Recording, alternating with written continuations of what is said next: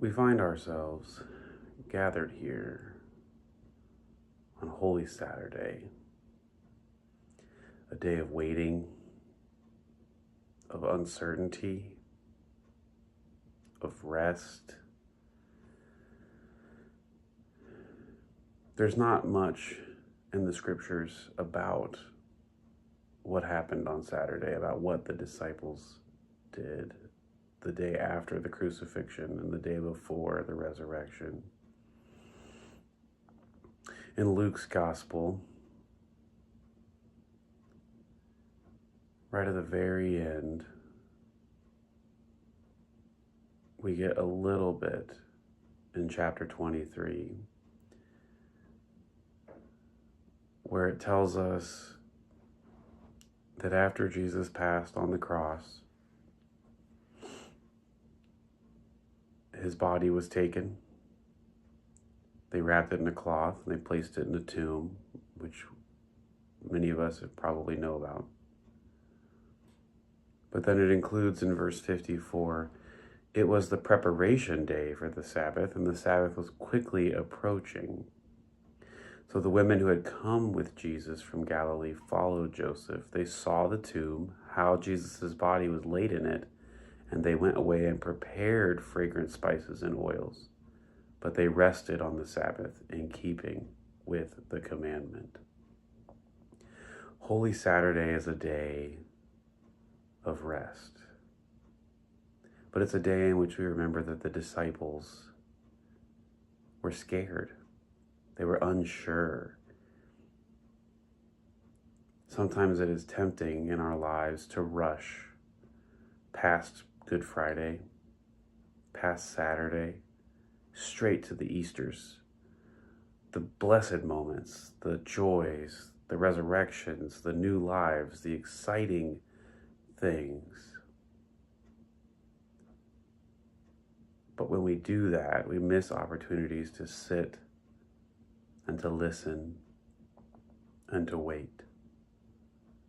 Many of us know that there are lots of Good Fridays, lots of Holy Saturdays in our lives, lots of moments that seem to drag on forever and ever and ever, in which we can do nothing but wait, unsure of what we do next.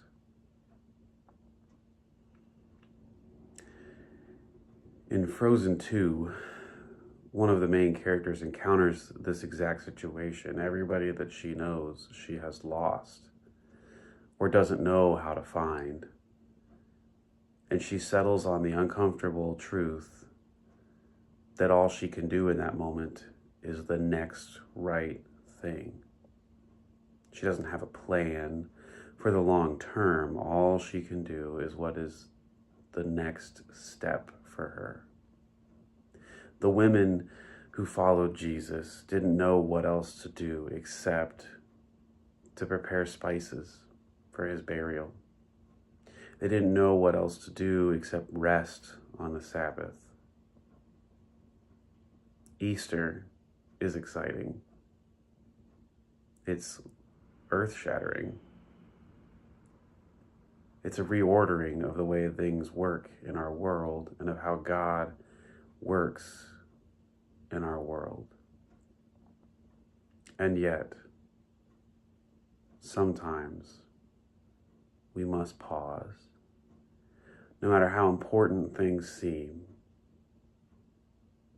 to wait, just as the women who wanted to anoint Christ's body, who wanted to bury him properly, waited for a task that was very important. They waited. So today, on Holy Saturday, I hope that you will take some time, whether it's the dark morning hours where I now find myself, the midday, whether it be rainy or windy, cloudy, or if the sun decides to shine. May you take time. May you sit May you ponder how we came to be in the place that we are in as we wait for the resurrection of our Lord. And may you think about what it was like to be the disciples, hidden away in fear. What it was like to be Joseph of Arimathea, who wanted to give Christ proper burial despite the fact that he was part of the council.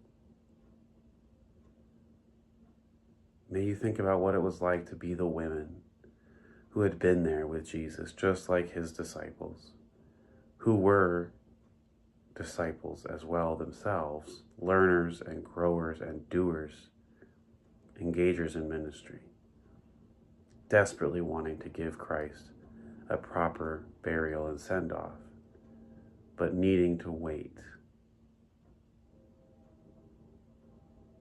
As we draw nearer to Easter, may you have a day full of waiting and listening. And perhaps right now all you can do is the next right thing, and that's okay.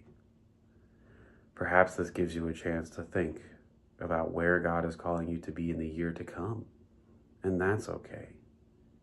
And perhaps right now all you can do is sit in silence and wait for that still small whisper in your heart. But no matter what,